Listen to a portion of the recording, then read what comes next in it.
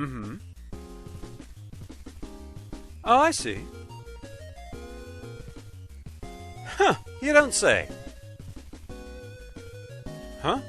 Oh, hello, RoahmMythril here once again, getting back to RoahmMythril 3, and it's time for the judge commentary on the last couple of stages we just played through. Starting with 148th place, The Return of Veteran Z by the Megafan 19XDX. This stage got a 3.4 in difficulty, 10.6 in design, 6.2 in fun, 4.4 in creativity, 7.4 in aesthetics, and 8.8 in functionality. Mick. I recognize that introductory corridor. Unfortunately, familiarity doesn't automatically mean good. On the plus side, this level has some nice aesthetic variety. Yes, it all feels generic, but it manages to avoid being terribly boring. Likewise, Veteran Z is a halfway interesting fight. Sure, he's just Flashman followed by a Guts Dozer, but that gives him a degree of uniqueness that isn't always present in dev kit reskins. Unfortunately, Veteran Z is behind a long level with a ton of bloat to get through. The core issue is the sheer amount of things in here, creating a strong quantity over quality feel.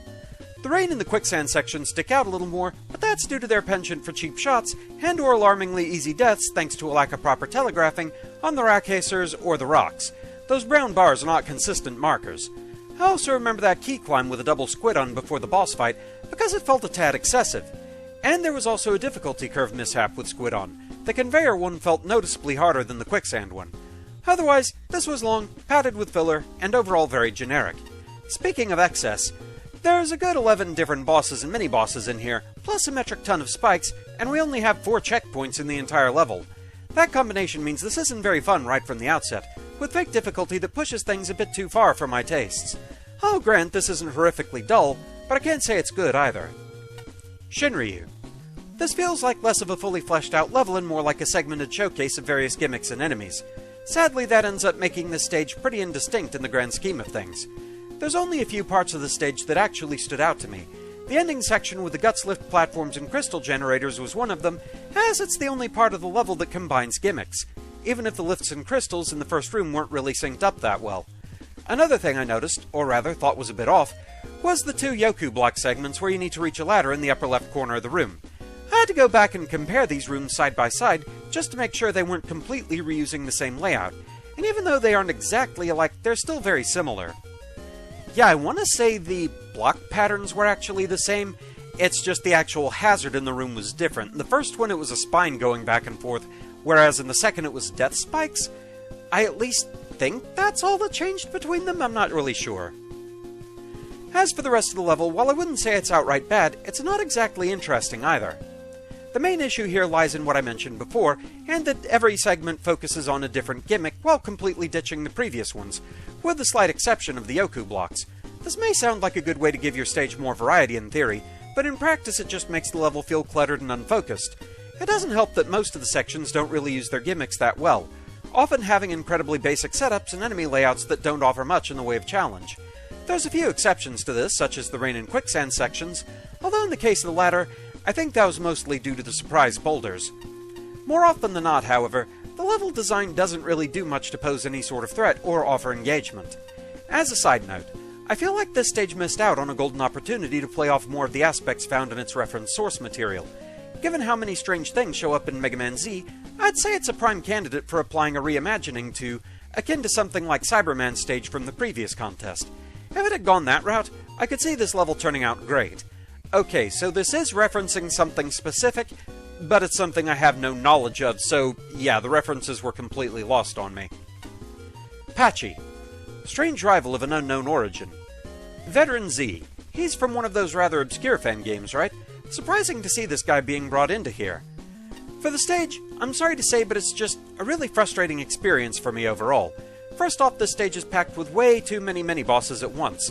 So much fighting, and you're given a very limited arsenal to work with only half of your weapons available, with no ammo resupply anywhere until the end. It's like going to war with only a knife, of the kitchen variant. It ain't gonna end well. Speaking of war, the stage even starts with a full-on boss fight, Commando Man. While the concept of starting your stage with a boss is certainly unique, you could have chosen a more friendly boss to start with, like the giant Susie you fight not long after. A way to start the stage with a bang, I suppose? To elaborate a bit more on how the stage was quite exhausting to play, the first section where the real stage begins, where Symfonikev's Stage 34 music starts playing, okay, not sure what that is is especially problematic. It's several screens filled with plentiful stalling enemies such as Sniper Joes and Susies, Yoku block puzzles with no rush or any utility weapons to help bypass, before ending with doubled up wind gimmicks with many instant death pits laying around and constant respawning umbrellas happily knocking you down them to make you redo the whole thing again. And if that's not enough, you still have to fight 2 more mini-bosses before you get yourself a mercy checkpoint. It really, really could benefit from having an extra checkpoint in between, saving the whole frustration of replaying this large portion of the stage over and over. Then comes the part with its poor implementations of gimmicks. There was the aforementioned wind gimmick and respawning enemies ever so happily pushing you off the edge. The non-telegraphed boulder droppers are also just as annoying as ever to deal with, due to the area of effect and slight RNG variable to the rocks shattering. The Guts Lift and Crystal Droppers together is a disastrous combo especially. The platform itself is too narrow for Mega Man to dodge the double-layered crystal drops. The 2 elements also rarely synced up for any jumping window, making the whole section essentially a bunch of waiting time and unfun to traverse. So, let's just throw in 2 more of those squid mini-bosses at the end of the section there, and also make you do the beginning lift crystal jump 1 more freaking time to get to the key door. Watch out for the laser and pit in that same room, or do the whole darn thing again. And then there's Veteran Z himself, who is absolutely pathetic and uninteresting. Being a literal reskin of the Flashman fight and the Guts Dozer for the second phase, while the boss itself is already a recolor of Gemini Man in the first place. I guess that's the whole joke? Why did the stage start out hard and end with being so easy? Am I playing the whole stage backwards this whole time? Is this supposed to be a satire reflecting on the quality of the game which this gosh diggity darn boss originated from? I'm left with so many questions. Flashman 85. I'm of the opinion that every level should tell a story. Whether that story is told through gameplay, aesthetics, dialogue, or a combination of elements, there should be a clear thread leading the player from premise to conclusion. This level tells a story, but I have no idea what it is. From the title, I assume the level is a sequel or a reference to something. The Contra music, Commando Man fight, and Napalm Man tiles start me in a veteran returning from a foreign war mindset. But then the bulk of the level takes place at some facility filled with polar bears, holograms, lasers, crystals, conveyors, helicopters, squid, umbrellas, and quicksand. What even is going on? Each section is somewhat cohesive in terms of challenge and theming, and the tile work is commendable, but I can't detect any thread connecting them all. Even the music selection feels disjointed and occasionally grating. The 2-part fight with, I'm assuming, Veteran Z offers no insights, though it captures the essence of a decent final battle. What is this level trying to accomplish? There's some noteworthy creativity surrounding conveyors and guts lifts, but most of the level uses familiar setups without any significant twists, e.g. Big Eyes, Giant Susie, lasers. Yoku blocks show a little promise, Geary is a nice touch, but there's so much waiting involved, especially for hologram to scroll itself off screen before proceeding. Other problems include uneven checkpoint power-up distribution, how boulders and crystals are introduced, seemingly arbitrary weapon limitations, climbing down a ladder to your death during a mini-boss fight, and using rush coil to avoid a key door, which potentially circumvents the final challenge if you save your key. Huh. Okay. I wish I had more positive things to say, because I can't get a handle on the story, I have a hard time enjoying this level. And A-Spark. This is a stage that I had Loyana in as a proxy. I felt like I should recount what happened during the play session. After fighting one of the harder dev kit bosses in the first room, Loyana accidentally dying to a Big Eye and starting from the beginning, I decided to throw down my pen and leave the room. Why is there no checkpoint after the boss? Why is there a second boss before we see the first checkpoint? Why does a stage that lasts around 15 to 20 minutes have 3 stage checkpoints in? What is the obsession with mini-bosses? All questions yet to be answered. This is a level that is trying to be a Wily level, but these are one of the hardest level types to get right. In the base series, these are often the most generic of stages, reusing previously seen level assets willy-nilly. This leaves the level with almost no identity and cohesion, especially when you keep changing between tile sets and gimmicks. The level appears to be structured quite well, and the Quick Man Laser segment was a highlight, but there were a couple of places with tight jumps due to low ceilings. There should also have been some visual indicators for the dropping boulders and crystals. Having 11 boss fights in the stage is frankly overkill. There were a couple of ideas on the verge of working, but when the 6th boss in the stage is the only one doing something clever, it is quite hard to notice or care. The final encounter with the twin Squidon is just horrendous. There's no reliable way to dodge on a moving platform being bombarded by crystals. So, yeah, most of what I would point to as the weak points of the stage were kind of covered by the judges there. Most notably, there really needed to be some indicator as to the boulder droppers, because, yeah, that was a little bit grating for me. I will admit, it sounds like I had an easier time with this stage than the judges did, in the sense that checkpoint placement was never really that much of an issue for me. Usually, when I died, it was basically right after a checkpoint, so I never got punished really hard here for that. But I can see where it would have been really frustrating. Yeah, the fact that the first boss is a fairly infamously tanky and difficult boss, Commando Man, and there isn't a checkpoint after beating him for at least a decent bit, yeah, I can see where that would have been a bone of contention for people. Overall, the stage is okay-ish. Needs some polish, some better tells on certain things would have worked better, making sure certain things were synced better, because yeah, at least in that first room, I was definitely having syncing issues with the Guts Lift platform and the Crystal Droppers, and maybe a few less bosses. But yeah, overall, an okay stage, but it definitely had its issues. And there were issues that could have hit me far worse than they did. So next up, 147th place, Airman's Ultimate Weapon by Tarkan809. This one got a 2.8 in difficulty, 13 in design, 7.6 in fun, 4.2 in creativity, 6.4 in aesthetics, and 6.6 in functionality. Mick. Well, one thing's for sure, this level is extremely green, and not a whole lot else. There's a few kinda unique moments, if only because I've never seen a password or lock without the usual cannon, meaning it's absolutely no threat. By gods, that didn't even occur to me. But the level is primarily encounters with generic goons or Airman's regular goons. Unfortunately, this is nothing we haven't seen before, and even when the level adds on sheep blocks, it continues to be unremarkable. Probably the only thing I need to remark on is the absurd amount of green, mainly because green spikes and green all the other solids equals readability havoc. The boss, however, is borderline unplayable nonsense. His regular attack spawns and dies immediately, so is basically just dabbing uselessly. But then every so often, he'll freeze time and fire large wind waves that tear off large pieces of your health bar, and if you happen to be grounded when he does this, you're pretty much dead, with no warning. When the most prominent element of a level is this thoroughly broken, and it's got nothing else going for it, it needs to go back to the drawing board. Shinryu. During the process of judging these levels, we were tasked with giving each a personal difficulty score. This one got a 3 out of 5 from me, and the one and only reason it even got that high is due to the boss. As far as the stage itself goes, it's pretty short with not much to talk about, save for a few aspects. The color palette is certainly one, given how overly green the tiles are. They don't look that bad when paired with the sky background, but the indoor segments are a bit harder to look past. That aside, the melody response cannon, minus the cannon part, is probably the most notable section of the stage, but not for the right reasons. 2 of the buttons aligned underneath a low platform, making it impossible to jump over said buttons without hitting them. It's a very tedious segment to an otherwise bland level. As implied before, however, the boss is what really pushes it over the edge. Airman has a plethora of problems, with the most obvious being that his tornadoes don't spawn correctly. They flash in for a split second, and can actually damage you if you're standing in a spot where they briefly appear. Wow. Then immediately go away while Airman casually pushes you back. Then there's his air wave attack, which does enough damage to kill you in 4 hits. Thankfully, it's relatively easy to avoid, until he pulls out a version of it that stops time.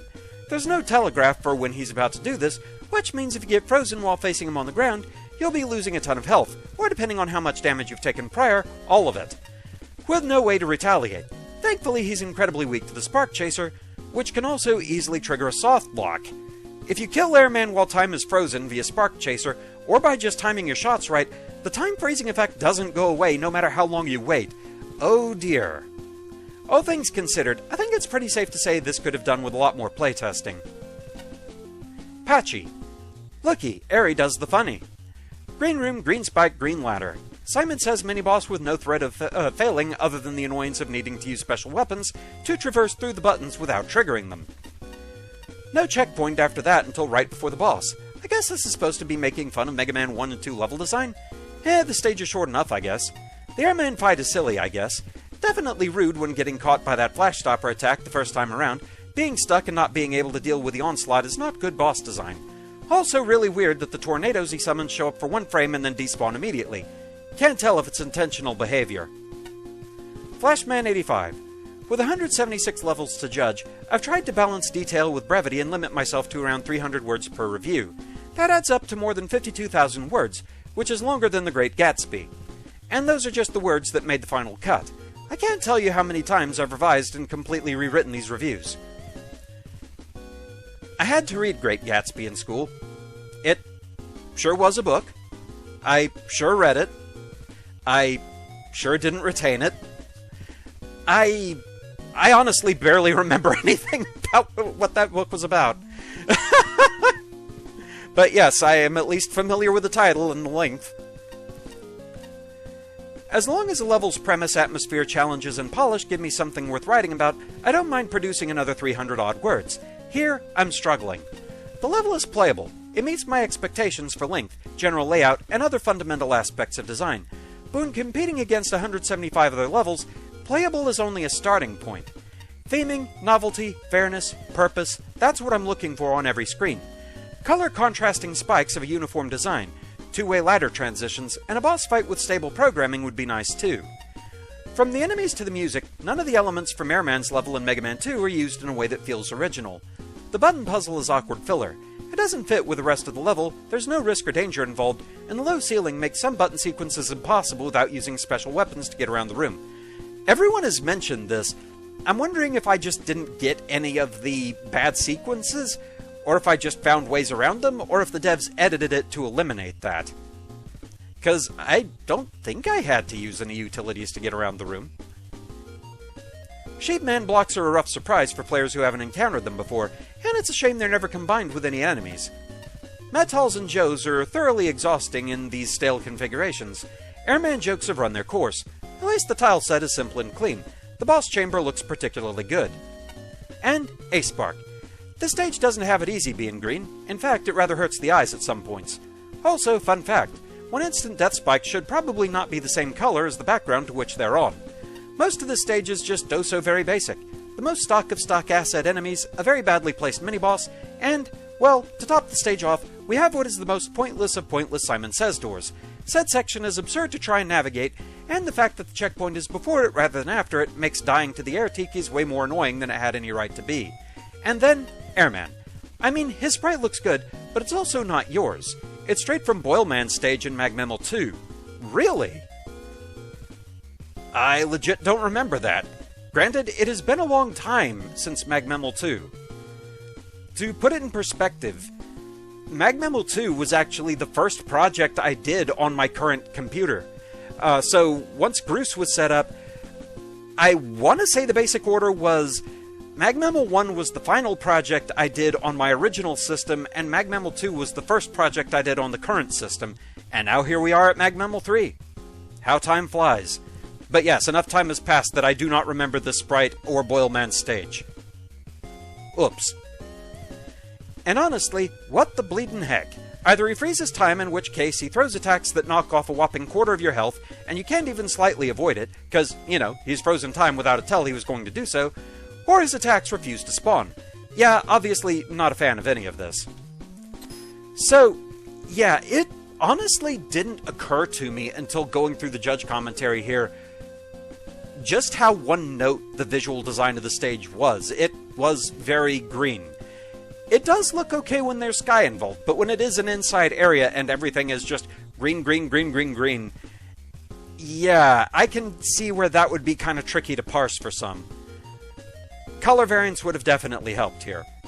And yeah, I'm glad to hear that the Airman fight struck everyone as just weird as I did, because yeah, that did not make any sense to me. That fight was very strange. I have no idea what was going on there. And yeah, the fact that the tornadoes that appear just briefly can apparently damage you, that's also weird. But yeah, it's something that I think with a little work it could have been made more workable.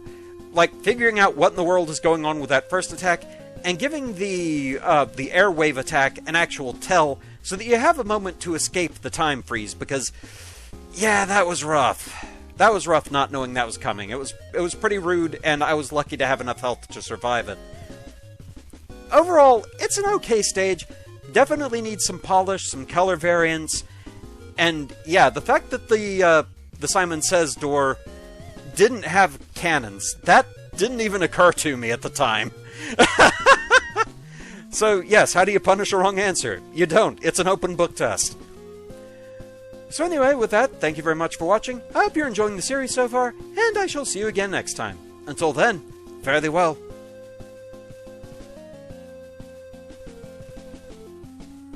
I can't defeat Airman Stab.